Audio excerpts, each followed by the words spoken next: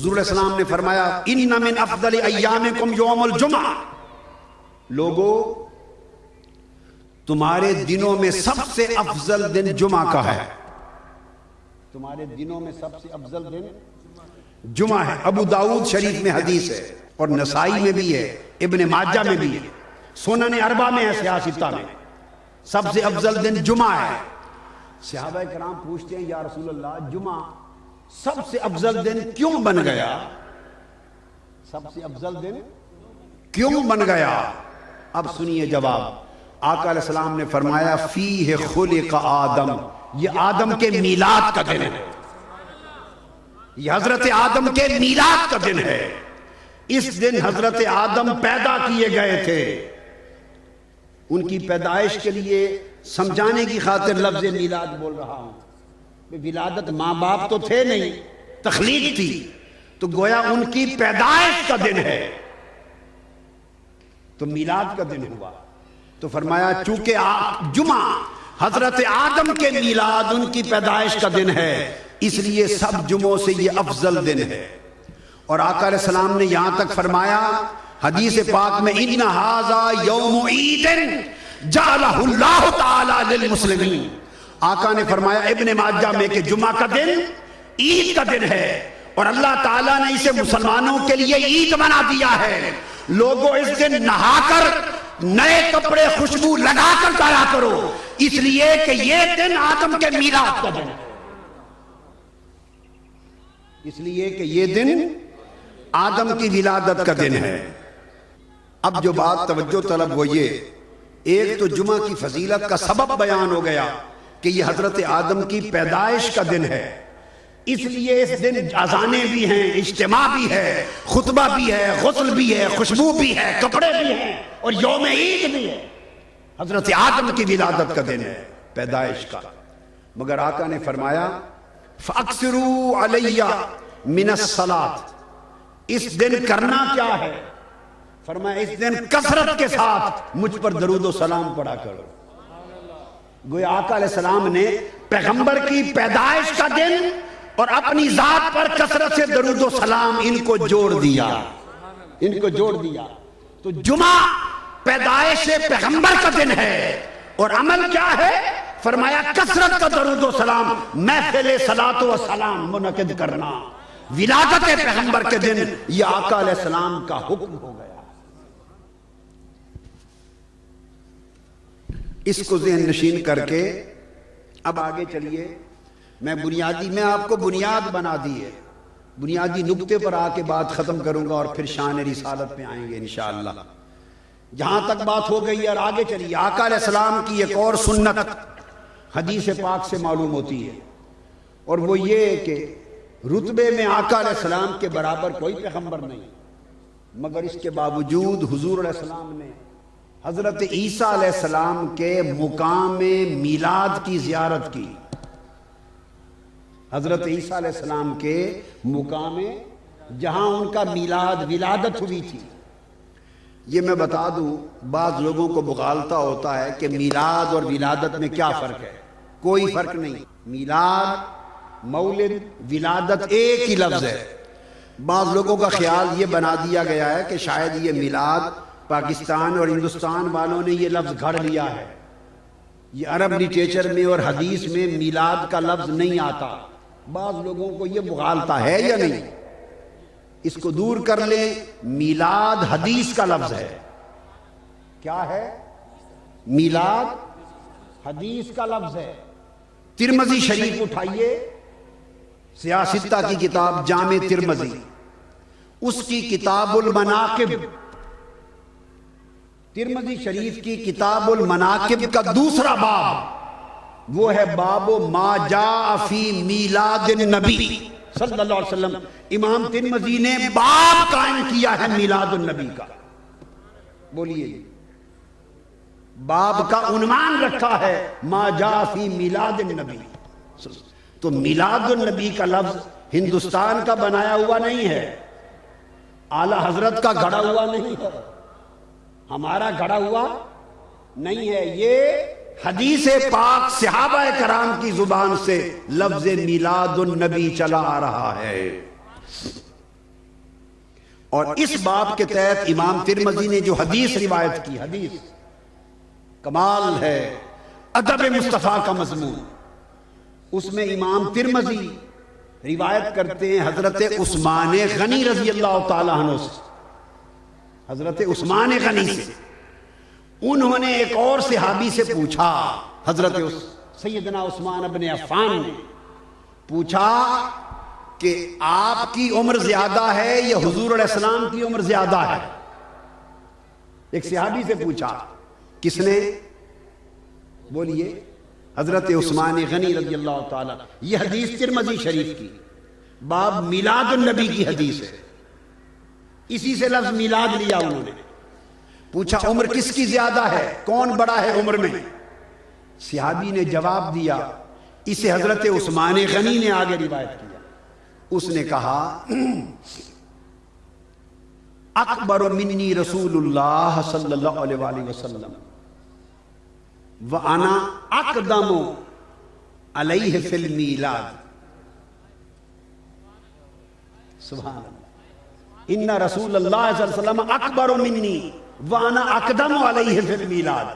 انہوں نے عرض کیا بڑے تو حضور ہی ہیں صلی اللہ علیہ وسلم، عرض کیا بڑے تو حضور علیہ السلام ہی ہیں، بس میں پیدا ان سے پہلے ہو گیا تھا۔ ہائے ہائے ہائے ہائے، صحابہ کا ادب دیکھیے، صحابہ کا ادب دیکھیے۔ فرمایا کہ بڑے تو حضور ہی ہیں، یہ ادب ہے جس ادب پر اہل سنت کا عقیدہ قائم ہے۔ یہ وہ ادب ہے جو ہندوستان کے مسلمانوں کو اعلیٰ حضرت شاہ احمد رضا خان نے سکھایا ہے۔ یہ وہ ادب ہے جو جسے شیخ عبدالحق محدث دہلوی نے سکھایا ہے۔ یہ وہ ادب ہے جو مجدد جلد ثانی نے سکھایا ہے۔ یہ وہ ادب ہے جو امام سیوطی کستلانی اسقلانی نے سکھایا، جو نبہانی شارانی نے سکھایا، جو خواجہ اجمیر نے سکھایا، جو داتا گجبک نے سکھایا، جو بابا فرید الدین نے سکھایا، اور ساری کائنات کو شہنشاہ ولایت سرکار غوث العظم نے سکھایا۔ اسی ادب مصطفیٰ کا نام ایمان ہے، اسی ادب کا نام ایمان ہے، اسی ادب کا نام دین ہے، اسی ادب کا نام صحابیت ہے۔ صحابی کی بولی سن لیں، صحابی کی بولی کیا ہے؟ کہتے ہیں بڑے حضور ہی ہیں، بس میں پیدا پہلے ہو گیا تھا۔ جسے یہ بولی آتی تھی وہ صحابی تھا۔ اب یہ تو ایک صحابی ہوئے، طبرانی شریف اٹھائیے، حضور کے چچا حضرت عباس بن عبد المطلب سے مروی، ضمناً بات آ گئی، حضور کے چچا حضرت عباس چچا، ان سے کسی نے پوچھا حضرت عباس سے کہ عمر میں کون بڑا ہے، آپ یا حضور صلی اللہ علیہ وآلہ وسلم؟ ارے پتا چلے کہ حدیث کیا ادب درد سکھا رہی ہے۔ ادب کو شخصیت پرستی سمجھنے والوں، اگر اس تصور کو قبول کر لیا جائے تو صحابہ سے بڑھ کر نہ کوئی مشرک ہے، نہ بدعتی ہے، نہ شخصیت پرست ہے۔ معاذ اللہ، استغفر اللہ العظیم۔ صحابہ کی ساری زندگی ادب مصطفیٰ تھا، ان کا اٹھنا بیٹھنا عشق مصطفیٰ تھا، ان کی زبان کا ایک ایک لفظ سراپا فنائیت عشق مصطفیٰ تھا، وہ ادب میں فنا تھا۔ اس کو شخصیت پرستی نہ سمجھا کرو، اسے شرک و بدعت نہ سمجھا کرو، جہالت ہے۔ آپ نے نہ بخاری پڑھی ہے نہ مسلم پڑھی ہے۔ حدیث کے اندر غوطہ زنی کرو تو پتہ چلے کہ نسبتیں اور ادب کیا ہیں۔ حضرت عباس بن عبد المطلب سے پوچھا کہ آپ چچا ہیں، عمر میں آپ بڑے ہیں یا حضور صلی اللہ علیہ وسلم؟ حضرت عباس جواب دیتے ہیں اکبر منی رسول اللہ، بڑے تو حضور ہی ہیں، بڑے تو حضور علیہ السلام ہی ہیں، تو میں کیا ہوں؟ فرماتے ہیں ولیکن ولدت قبلہ، بس میں پیدا پہلے ہو گیا تھا۔ بڑے تو حضور ہی ہیں، بس میری تو پیدائش پہلے ہو گئی تھی۔ وہ تو پیدائش اور عمر اور سالوں کے تناسب میں بھی حضور سے پہل کرنے کو تیار نہیں ہے۔ تو میں عرض کر رہا تھا یہ میلاد کا لفظ حدیث یہ صحابہ کرام استعمال کرتے تھے. انا اقدم علیہم میلادا صحابہ کا لفظ ہے. تو آقا علیہ السلام نے مقام میلاد عیسیٰ کی زیارت کی. معراج کی رات جب حضور علیہ السلام تشریف لے گئے بیت المقدس تو جبرائیل امین نے آپ سے عرض کیا یا رسول اللہ براق سے یہاں نیچے تشریف لائیے. نسائی شریف میں حدیث ہے صحاح ستہ کی، سنن نسائی کتاب الصلاۃ میں، اور امام طبرانی نے بھی روایت کیا اور امام ابن کثیر نے بھی روایت کیا. اس کو آگے لیا نسائی شریف سے. حضور علیہ السلام نیچے تشریف لائے، جبرائیل امین نے عرض کیا یا رسول اللہ یہاں 2 رکعت نماز پڑھیے، نفل پڑھیے. آقا فرماتے ہیں فنزلت فصلیت فقال اتدری این صلیت صلیت ببیت لحم حیث ولد عیسیٰ. میں نماز پڑھ لی، جبرائیل امین نے مجھ سے پوچھا یا رسول اللہ آپ کو معلوم ہے آپ نے یہاں کہاں تشریف لائے ہیں اور کس جگہ نماز پڑھی ہے؟ پھر ساتھ ہی کہنے لگے آقا یہ مقام میلاد عیسیٰ ہے، یہ بیت اللحم ہے جہاں حضرت عیسیٰ کی ولادت ہوئی تھی. عین اس مقام پر لا کے حضور سے نفل پڑھائے گئے. بھائی نماز تو القدس میں بھی پڑھنی تھی، یہ بات توجہ طلب ہے. بیت المقدس جو قبلہ اول ہے وہاں بھی پڑھنی تھی. اس جگہ 2 نفل نماز پڑھانے کا مقصد کیا تھا؟ صرف اور صرف اس کے سوا کوئی. اور دیکھیے عیسیٰ علیہ السلام کا درجہ بھی حضور سے اونچا نہیں ہے، درجہ بھی حضور کا اونچا ہے. درجے کا عالم تو یہ ہے کہ آقا جب گزر رہے تھے ابراہیم علیہ السلام جلیل القدر انبیاء حضور کی گزرنے کی رات اپنی قبروں میں کھڑے صلاۃ پڑھ رہے تھے. درجہ تو آقا کا اونچا ہے، مگر اگر حضور اس جگہ نہ جاتے اور 2 نفل نہ پڑھتے تو انبیاء کی ولادت کی جگہ کی زیارت کرنا اور وہاں جا کے نفل پڑھنا کس کی سنت بنتا؟ یہ سنت نہ بن سکتا. حضور نے سنت بنا دیا کہ نبیوں کی جائے ولادت کی جا کر زیارت کرنا اور وہاں جا کر نفل پڑھنا سنت مصطفیٰ ہے. اب اس کے بعد اب آخری وہ حدیث پیش کرنا چاہتا ہوں. یہ تمام چیزیں میں نے سند کے طور پہ آپ کے سامنے رکھی تاکہ یہ پتہ چل جائے کہ ان دنوں کو منانا، ان جگہوں کو منانا، ان خاص ایونٹس کو سیلیبریٹ کرنا، ان کیفیتوں کو تازہ کرنا، ان یادوں کو منانا، طاری کرنا، یہ سب آقا علیہ السلام کی سنت ہے. جب یہ بات ہو گئی اب براہ راست حضور کی ولادت کے جشن پہ آ جائیے. حضور کے میلاد کو منانا یہ خود حضور علیہ السلام کی اپنی سنت ہے. آقا علیہ السلام نے خود اپنا میلاد منایا، خود اپنا میلاد منایا.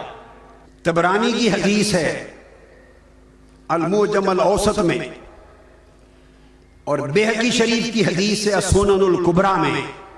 اسے امام عسقلانی نے بھی روایت کیا فتح الباری میں، عسقلانی نے روایت کیا تہذیب التہذیب میں، عسقلانی نے روایت کیا تلخیص الحبیر میں، ابن حزم نے روایت کیا تہذیب الکمال میں، اسی طرح ذہبی نے روایت کیا میزان الاعتدال میں. اسماء الرجال کے ائمہ نے بھی روایت کیا اور محدثین نے حدیث روایت کی. حضرت انس ابن مالک رضی اللہ تعالی عنہ حدیث کے راوی. حدیث یہ ہے فرماتے ان النبی صلی اللہ علیہ وآلہ وسلم اقع عن نفسہ بعد النبوہ،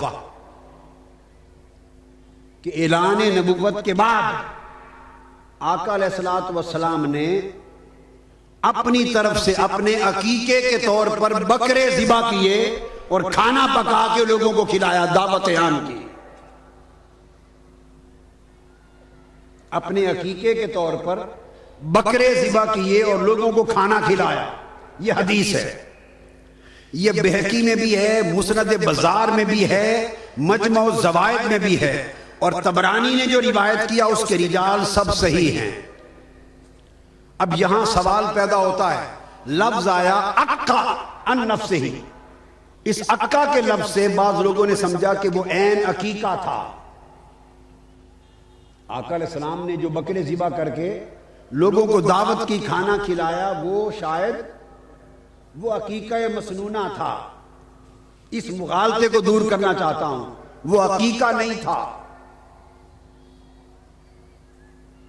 اس لیے کہ تمام کتب سیرت اٹھا کے دیکھ لیجئے بلا امتیاز، تمام کتب سیرت میں اٹل طور پہ موجود ہے کہ حضور علیہ السلام کی ولادت کے 7ویں دن آپ کے دادا حضرت عبد المطلب نے آپ کا عقیقہ کر دیا تھا. عقیقہ ہو گیا تھا، کل کتب سیرت میں موجود ہے. عقیقہ آپ کا ہو گیا تھا 7ویں دن.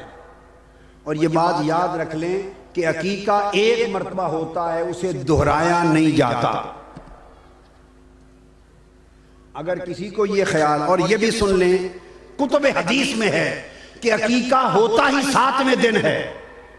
آقا علیہ السلام نے فرمایا کہ کل مولود مرتہن بعقیقتہ، بچہ اپنے عقیقے کا ادھار رکھتا ہے، اس کے ذمے عقیقے اور صدقے کا ادھار رہتا ہے جب تک کر نہ دیا جائے. آقا علیہ السلام نے فرمایا عقیقہ 7ویں دن ہونا چاہیے. اگر 7ویں دن نہیں تو 14ویں دن ہونا چاہیے، اگر 14ویں دن نہیں تو 21ویں دن ہونا چاہیے. اور یہ طریقہ پچھلے وقت ملت ابراہیمی اور دور عرب میں رواج چلا رہا تھا، جیسے باقی بھی کئی نیک رواج موجود تھے. آپ کا عقیقہ آپ کے دادا حضرت عبد المطلب نے 7ویں دن کر کے کھانا کھلا دیا تھا. جو عقیقہ ہو چکا وہ دہرایا نہیں جاتا. اور اگر معاذ اللہ کو یہ کہے کہ وہ دور جاہلیت تھا، آپ کے دادا نے کیا وہ دور جاہلیت تھا، تو اعلان نبوت کے بعد اس لیے آپ نے دہرایا. اگر کوئی یہ سوچے تو یہ غلط ہوگا. یہ اگر عقیقہ دور جاہلیت کا نہیں رہتا اور اعلان نبوت کے بعد دہرانا ضروری تھا، تو نادانوں، یہ سوچنے والوں، سوچو تو پھر آقا علیہ السلام کا حضرت خدیجہ الکبریٰ سے نکاح وہ بھی دور جاہلیت میں تھا، اعلان نبوت سے پہلے. تو اعلان نبوت کے بعد حضور نے اپنا نکاح نہیں دہرایا. اگر نکاح نہیں دہرایا تو عقیقہ دہرانے کی ضرورت کیا تھی؟ آپ کو سمجھ آئی بات کی؟ اس نکاح کا مہر بھی حضرت ابو طالب نے پیش کیا تھا، اور اعلان نبوت سے 15 سال پہلے نکاح تھا. اگر نبوت کے اعلان کے بعد نکاح دہرانا ضروری نہیں تو عقیقہ کیوں؟ عقیقہ تو ویسے صدقہ اور خیرات ہے. تو نبوت کے بعد بکرے ذبح کرنا دراصل وہ عقیقہ نہ تھا. عقیقہ ہوتا ہے ولادت کی خوشی میں خیرات کرنا. عقیقہ کیا ہوتا ہے؟ ولادت کی خوشی میں خیرات کرنا. امام جلال الدین سیوطی فرماتے ہیں الحاوی للفتاوی میں، فرمایا کہ ان جدہ عبد المطلب عقا عنہ حساب ولادتہ والعقیقۃ لا تعاد مرۃ ثانیہ. امام سیوطی فرماتے ہیں کہ عقیقہ آپ کے دادا عبد المطلب 7ویں دن کر چکے تھے، اور دوسرا شریعت میں عقیقہ دوبارہ دہرایا نہیں جاتا. تو امام سیوطی فرماتے ہیں پھر یہ کیا تھا؟ وہ کہتے ہیں حضور نے خود اپنی زندگی میں میلاد مصطفیٰ منایا تھا. اپنی زندگی میں آقا نے اپنا میلاد منایا تھا، بکرے ذبح کیے، کھانا کھلایا، اور صحابہ اور مسلمانوں کو بلا کے کھلایا تاکہ قیامت کے دن تک سنت ہو جائے کہ حضور کا میلاد منانا، ضیافتیں کرنا، کھانے کھلانا، خیرات کرنا، خوشیاں منانا عقیقے اور ولیمے کی طرح یہ سنت مصطفیٰ ہے. ولیمہ شادی کی خوشی کا کھانا ہے، عقیقہ میلاد کی ولادت کی خوشی کا کھانا ہے. تو عقیقے کا نام اس لیے دیا کہ لوگوں کو پتا چلے حضور نے اپنی ولادت کی خوشی کا کھانا کھلایا. تو آقا نے میلاد منا کر قیامت تک امت کے لیے اسے پھر سنت بنا دیا. اور اس پر آخری حدیث دے کر پھر شان مصطفیٰ کے مضمون کی طرف آ رہا ہوں. یہ شان مصطفیٰ کا آج رات کا مضمون ہے، اس طرف آ رہا ہوں. یہ میں نے آپ کے عقیدے کو مضبوط رکھنے کے لیے باتیں کی. کہ جس کا میلاد مناتے ہو پتہ بھی تو ہو کہ میلاد ہے کیا۔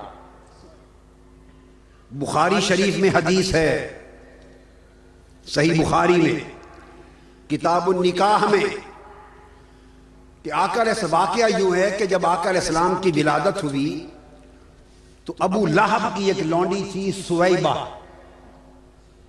ابو لہب جو کافر تھا، اس نے اپنی لونڈی سویبہ کو بھیجا کہ میرے مرحوم بھائی عبداللہ کے گھر آج ولادت ہونے والی حضرت آمنہ کے ہاں، جا کے خدمت کرو اور پھر مجھے خبر دو۔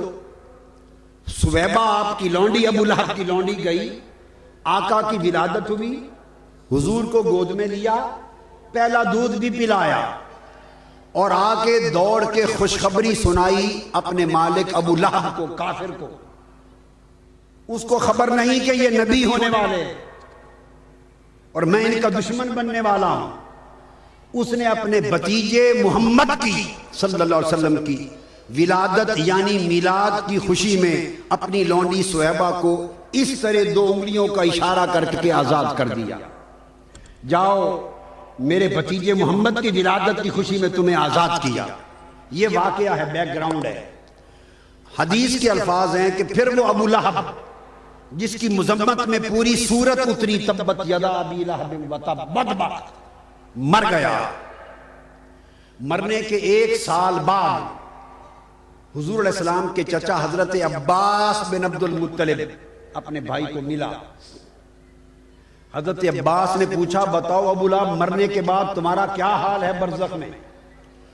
ابو لہب نے جواب دیا کہ دوزخ میں جل رہا ہوں، میرے اوپر نیچے دائیں بائیں آگے پیچھے دوزخ کی آگ ہے، عذاب ہے، کوئی کمی نہیں، برا حال ہے۔ ابو لہب نے کہا مگر ہر ہفتے میں جب پیر کا دن، سوموار کا دن آتا ہے، اس دن دوزخ کی آگ مجھ پر کم کر دی جاتی ہے، دوزخ کی آگ کم کر دی جاتی ہے، عذاب تھوڑا کم کر دیا جاتا ہے، اور میری ان 2 انگلیوں سے ٹھنڈا پانی رستا ہے، اور وہ پانی پی پی کر میں دوزخ کی پیاس بجھاتا ہوں۔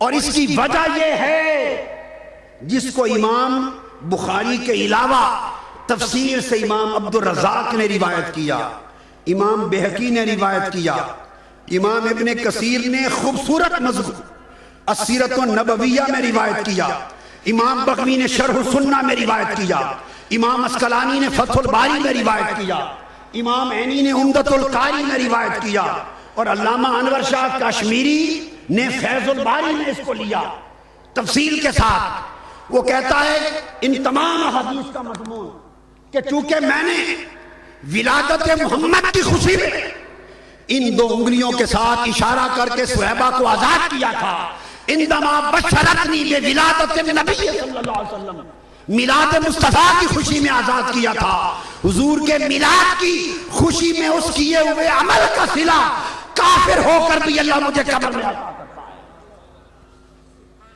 اس پر ائمہ حدیث کہتے ہیں کہ وہ کافر، کہ کافروں کے کسی نیک عمل کی آخرت میں کوئی جزا نہیں ہوتی، اعمال الکفرۃ ھباء منثورا، اعمال برباد جاتے ہیں، ان کا اجر آخرت میں نہیں ہے۔ پھر ابو لہب جیسا کافر، اس کافر نے حضور کو بھتیجا سمجھ کر حضور کے میلاد کی خوشی میں لونڈی کو آزاد کیا، رب کائنات نے اس کا اجر بھی برقرار رکھا، اور دوزخ کے باوجود اس کو حضور کے میلاد کی خوشی کا اجر ملتا ہے۔ مومنوں، جو ایمان رکھے اور مصطفیٰ کا عاشق صادق ہو اور تاجدار کائنات کا غلام ہو اور میلاد مصطفیٰ کی خوشی میں جشن منائے، خرچ کرے، خیرات کرے، اندازہ کرے مرنے کے بعد آخرت میں اس کے اجر کا عالم کیا ہوگا۔ اب یہاں بات یاد رکھ لیں، یہ حدیث صحیح ہے، یہ حدیث اس کا انکار کوئی نہیں کر سکتا، مگر اس پر اعتراض ہوتا ہے۔ بعض لوگ اعتراض یہ کرتے ہیں کہ یہ خواب کی بات ہے، یہ ابو لہب نے خواب میں بتایا، سو اس خواب کی بات سے ہم دلیل نہیں لے سکتے۔ یہ پختہ بنا دوں آپ کا ذہن، سن لیں اس اعتراض کا جواب. ہم ابو لہب کے خواب سے دلیل نہیں لے رہے. ہم ابو لہب کے خواب سے دلیل نہیں لے رہے. خواب ابو لہب کا نہ میں نے دیکھا، نہ مفتی صاحب نے دیکھا، نہ حضرت علامہ حمدانی صاحب نے دیکھا. خواب ہم نے نہیں دیکھا، اور نہ ہمیں ابو لہب سے سروکار. اس کے خواب کو ہم نے مبدأ استدلال نہیں بنایا. ہم تو دلیل لے رہے ہیں حضرت عباس کے بیان سے. بات کو سمجھے؟ اگر خواب سمجھ کر حضور کے چچا حضرت عباس بن عبد المطلب اسے پھینک دیتے، رد کر دیتے کہ ابو لہب کا خواب ہے، روایت نہ کرتے، خدا کی قسم ہم کبھی اس سے دلیل نہ لیتے. لیکن حضور کے چچا حضرت عباس نے اس خواب کو قبول کیا، اس سے دلیل لی، اور اس کو بطور حدیث کے روایت کیا، اور حضرت عباس کی روایت سے ہم دلیل لے رہے ہیں. اور پھر یہاں تک نہیں، حضرت عباس نے روایت کیا اور امام بخاری نے اس کی تخریج کی. اگر یہ خواب ہونے کی وجہ سے دلیل نہ رہتا تو مجھ سے نہ پوچھے، امام بخاری سے پوچھیں کہ انہوں نے جامع صحیح بخاری میں اس کی تخریج کیوں کی. امام بخاری نے اس کی روایت کی، حضرت عباس نے اسے بیان کیا. ہم دلیل لے رہے ہیں امام بخاری کی تخریج سے، ہم دلیل لے رہے ہیں حضرت عباس کی روایت سے، اور ہم دلیل لے رہے ہیں ان درجنوں محدثین کے استدلال سے جنہوں نے اس پر دلیل دے کے کہا کہ جب کافر کا اجر برباد نہیں ہوا تو ہمارا کیوں ہوگا. اس وجہ سے امام شمس الدین دمشقی فرماتے ہیں کہ یہ صحیح ہے کہ ابو لہب کا عذاب پیر کے دن حضور کے میلاد کی خوشی میں صہیبہ کو آزاد کرنے کی وجہ سے کم ہو گیا تھا. کہتے ہیں قد صح ان ابا لہب یخفف عنہ العذاب عذاب النار فی یوم الاثنین بإعتاقہ صہیبہ مسرورا بمیلاد النبی صلی اللہ علیہ وسلم. حضور کے میلاد کی خوشی میں صہیبہ کو آزاد کرنے پر اس کا عذاب کم ہو گیا. یہ صحیح ثابت ہے، یہ ائمہ حدیث بیان کرتے ہیں. اور اس وجہ سے امام بغوی صاحب شرح السنہ وہ کہتے ہیں یہ حضور کے خصائص میں سے ہے. سو کوئی مسلمان جب حضور کا میلاد منائے گا تو اس کو بھی آخرت میں اللہ پاک کی بارگاہ سے نعمتیں نصیب ہوں گی. اور دوستو یہ وجہ ہے پھر میلاد میں ہم کرتے کیا. میلاد میں حضور کا بیان سنتے ہیں، حضور کی شان سنتے ہیں، حضور کی نعتیں سنتے ہیں، حضور کی عظمت کے ترانے گاتے ہیں، حضور کی سطوت و تمکنت کا بیان ہوتا ہے. اور یہ جو کچھ میلاد میں ہوتا ہے یہ صبح و شام مصطفیٰ خود کرتے تھے صلی اللہ علیہ وسلم. حدیث میں آتا ہے کہ صحابہ کرام کا اجتماع ہے. صحیح مسلم شریف کی حدیث ہے. آقا علیہ السلام باہر آئے، فرمایا ممبر لگاؤ. ممبر رکھ دیا، ممبر پہ کھڑے ہو گئے، جلسہ بن گیا. اور ممبر پہ کھڑے ہو کے صحابہ کرام سے پوچھا من آنا، بولو میں کون ہوں. ممبر پہ کھڑے ہو کے آقا نے فرمایا بتاؤ میں کون ہوں. کوئی پوچھنے کی بات ہے؟ صحابہ کرام نے عرض کیا انک رسول اللہ صلی اللہ علیہ وسلم، یا رسول اللہ آپ اللہ کے رسول ہیں. آپ نے فرمایا اللہ کا رسول تو ہوں، پر بتاؤ میں کون ہوں. یہ میلاد کا مضمون ہے. وہ جواب تھا سیرت کا، انک لرسول اللہ، آپ اللہ کے رسول ہیں. فرمایا وہ میرا منصب ہے. آج میں کسی اور مضمون کی بات کرنا چاہتا ہوں. فرمایا وہ میرا منصب ہے، بتاؤ میری ذات کیا ہے. فرمایا انا محمد ابن عبداللہ ابن عبد المطلب، میں محمد ہوں اور میں پیدا ہوا عبداللہ کے گھر، وہ پیدا ہوا عبد المطلب کے گھر. مصطفیٰ نے فرمایا رسول میرا منصب ہے، آج منبر پہ کھڑے ہو کے اپنی ولادت بیان کر رہا ہوں. اور پھر فرمایا ان اللہ خلق الخلق فجعلہ فرقتین فجعلنی فی خیرہم فرقۃ ثم جعلنهم فرقتين قبائل فجعلني في خيرهم قبيلة ثم جعل بيوتا فجعلني في خيرهم بيتا فانا خيرهم بيتا وانا خيرهم نفعا. آقا علیہ السلام نے فرمایا اللہ نے مخلوق کو پیدا کیا اور ساری خلق کے دو طبقے دو گروہ کیے، مجھے سب سے اعلیٰ گروہ میں بنایا. فرمایا پھر ساری خلق کے گروہ میں قبیلے بنائے، مجھے سب سے اعلیٰ قبیلے میں بنایا. پھر سارے قبیلوں کے گھر بنائے، مجھ سے سب سے اعلیٰ گھر میں پیدا کیا.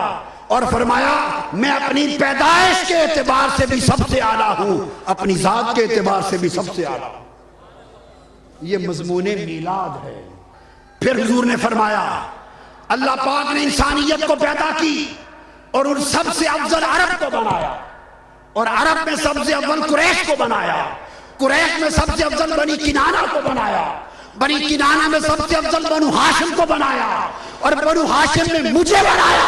فرمایا میں پیدائش اور اپنے نسب میں بھی سب سے اعلیٰ ہوں اور اپنے حسب میں بھی سب سے اعلیٰ ہوں. یہ پورا مضمون کیا ہے؟ یہ مسلم شریف، ترمذی شریف، کتاب حدیث کی بھری پڑی. آپ اٹھائیے مسلم شریف کتاب المناقب، امام مسلم شروع حضور کے میلاد کے اس مضمون سے کرتے ہیں. ترمذی شریف کتاب المناقب شروع یہیں سے کرتے ہیں، شروع یہیں سے کرتے ہیں. میری بات آپ سمجھیں؟ اور یہاں سے شروع کر کے تب آگے چلتے ہیں، سیدھا نبوت پہ نہیں آتے، میراث کی بات کرتے ہیں. اور پھر حضور فرماتے ہیں کہ میں اس پتھر کو بھی جانتا ہوں، ترمذی شریف اور مسلم شریف، اس پتھر کو بھی جانتا ہوں جو اعلان نبوت سے بھی پہلے مجھے پہچانتا تھا. نبوت کے اعلان سے بھی پہلے مجھے پہچانتا تھا. جب میں اس کے پاس سے گزرتا تو مجھے کہتا السلام علیکہ یا رسول اللہ. حضور نے فرمایا وہ میری نبوت کے اعلان سے پہلے پہچانتا تھا، میں اس پتھر کو آج تک پہچانتا ہوں. یہ امام مسلم اور امام ترمذی سیاستہ کے ائمہ حدیث یہ حدیثیں لائے ہیں. یہ کیا مضمون ہے؟ یہ سب حضور کے میلاد کے مضمون ہیں. پھر حضور اپنی میلاد کی محافل کے لیے نعت خوانی سنتے. آپ ذکر سن رہے تھے.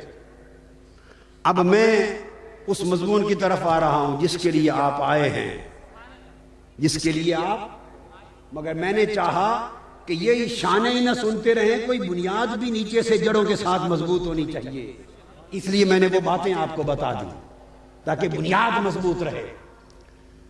تو آقا علیہ الصلوۃ والسلام کی بات تو عرض یہ کر رہا تھا کہ حضور میلاد کی محفلیں منعقد کرتے. آپ نے تو ساری زندگی ایک ہی صحابی نعت خوان کو سنانا، حسان بن ثابت، اور لوگوں کا یہ خیال ہے کہ شاید کل 1000 صحابہ میں سے شاید ایک ہی نعت خوان تھا. اہل علم کو چھوڑ کر، اہل علم کو چھوڑ کر عامت الناس کا یہ خیال کہ شاید ایک ہی نعت خوان تھا، یہ بھی غلط ہے، یہ بھی غلط ہے. حضور علیہ السلام کے صحابہ میں ایک پوری کی پوری نعت کونسل تھی، ایک پوری نعت کونسل تھی. اور سنیں آج مجھ سے 34 صحابہ، اجل 34 صحابہ حضور کے نعت خوان تھے، اور میرے پاس ان سب صحابہ نعت خوانوں کی پڑھی ہوئی نعتیں جمع ہیں. میں کسی وقت ان کو چھاپ دوں گا. اور وہ نعت خوان نام چاہتے ہیں چند ایک کے سنا دوں؟ چاہتے ہیں کہ کون کون نعت خوان صحابہ تھے؟ حضرت عباس بن عبد المطلب، حضور کے چچا، یہ حضور کے نعت خوان. دوسرے نعت خوان حضور کے دوسرے چچا حضرت حمزہ سید الشہداء. تیسرے نعت خوان حضور کے تیسرے چچا حضرت ابو طالب. چوتھے نعت خوان حضرت ابو بکر صدیق. ان سب کی نعتیں ہیں. اور میں آپ کو پتہ ہے کچی بات کبھی نہیں کرتا. مجھے اگر کوئی کہہ دینا ان 34 میں سے کسی کا نام لے کر ان کی نعت بتا دو، ابھی سنا دوں گا عربی میں. اور یہ ایک آدھ کا کوئی شعر سنا بھی دوں گا رستے میں انشاءاللہ، چلتے چلتے سنا بھی دوں گا۔ ہاں تو حضرت ابوبکر صدیق نعت خوان تھے، گنتے آئیے، حضرت عمر فاروق نعت خوان تھے، حضرت عثمان غنی نعت خوان تھے حضور کے، حضرت مولا علی المرتضیٰ نعت خوان تھے، اور سیدہ کائنات حضرت فاطمہ الزہرا نعت خوان تھے،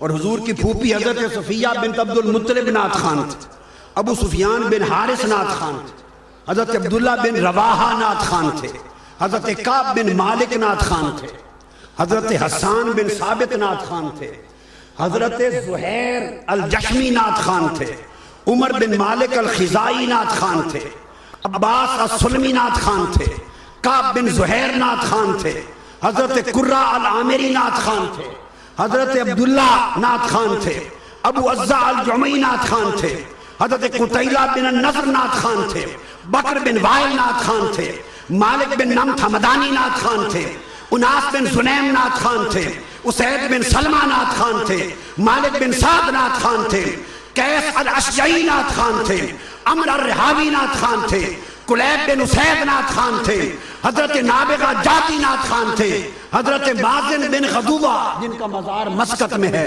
وہ نعت خوان تھے، حضرت العاشی مازنی نعت خوان تھے، فضالہ لیثی نعت خوان تھے، عمر بن سالم قضائی نعت خوان تھے۔ 34 صحابہ جب نعت خوان ہوں تو نعت کونسل مصطفیٰ کی بن گئی یا نہیں؟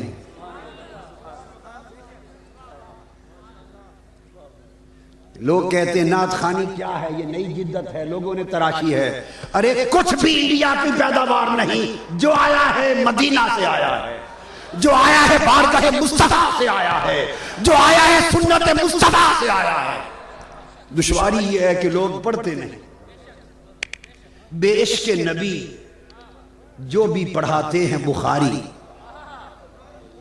بے عشق نبی جو بھی پڑھاتے ہیں بخاری، آتا ہے بخار ان کو، بخاری نہیں آتی۔ حضرت حسان بن ثابت، اب میلاد کا مضمون آگے چل رہا ہے، ان کی معروف بات تو آپ جانتے ہی ہیں کہ ان کے لیے حضور ممبر رکھواتے، وہ نعت پڑھتے اور آقا دعا کرتے کہ حسان جب تک تو میری نعت پڑھتا رہے۔ ترمذی شریف میں حدیث ہے، اور حاکم اور مسند احمد بن حنبل، اور مسلم شریف میں حدیث ہے، مسلم میں بھی کتاب و فضائل الصحابہ، حسان جب تک تو میری نعت پڑھتا رہے جبرائیل تیرے پیچھے کھڑے ہو کر تیری مدد کرتا رہے۔ لیکن میں آج حسان بن ثابت کی ایک عجیب بات بتانے والا ہوں۔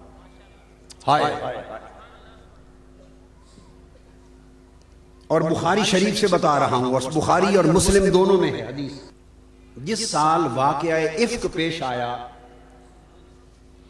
یعنی ایک سفر سے آ رہے تھے تو بعض منافقوں نے ام المومنین حضرت عائشہ صدیقہ رضی اللہ تعالیٰ عنہ پہ تہمت لگا دی۔ وہ پیچھے رہ گئی تھی تو منافقوں نے تہمت لگا دی۔ واقعہ مشہور ہے، آپ نے سنا ہے۔ اسی وقت انہی دنوں میں حسان بن ثابت مسلمان ہوئے تھے۔ حضرت حسان بن ثابت انہی دنوں میں تازہ مسلمان ہوئے تھے، اور ابھی کچے تھے، پکے نہیں تھے۔ بیر پہلے کچے ہوتے ہیں نا، پھر پکتے۔ آم، سیب، کیلا، ہر شے بھائی کوئی خرابی برائی نہیں ہے، پہلے تو ہر شے کچی ہوتی ہے، پھر عشق کی آنچ پہ تپتے ہر کوئی پک جاتا ہے۔ ابھی پکے نہیں تھے، ابھی کچے تھے۔ منافقوں نے تہمت لگا دی تو حسان بن ثابت بھی وہ جو نئے مسلمان ان کی تہمت کی زد میں آ گئے اور پروپیگنڈا سے متاثر ہو گئے، ان میں سے تھے۔ اور جو لوگ اس تہمت کو لے کے جنہوں نے اچھالا اور بدنامی کی اور پروپیگنڈا کیا اور بڑھ چڑھ کے کردار ادا کیا، پروپیگنڈا کو بڑھ چڑھ کے کرنے میں کردار ادا کیا، اس کا دکھ اور رنج و ملال عمر بھر حضرت عائشہ صدیقہ رضی اللہ تعالیٰ عنہ کے دل میں رہا۔ جب دیکھتی تو وہ بات ان کو یاد آ جاتی، خاموش رہتی، برا بھلا نہیں کہتی تھی، مگر اس کا رنج اور ملال ایک فطری بات ہے، بشری بات ہے، انسانی بات ہے. رنج اور ملال اور دکھ رہا، منافقوں کا نہیں تھا. دشمن پتھر بھی مارے تو دکھ نہیں ہوتا، کلمہ پڑھ کر کلمہ گو ہو کر کوئی پھول بھی مار دے تو دکھ ہوتا ہے. دکھ یہ تھا کہ کلمہ گو ہو کر اس پروپیگنڈا میں آ گئے تھے، دکھ رہا. اب جو واقعہ سنانا چاہتا ہوں، بخاری شریف کتاب المغازی اور صحیح مسلم کتاب التوبہ فی حدیث الافک وقبول توبۃ القاذف، اس باب میں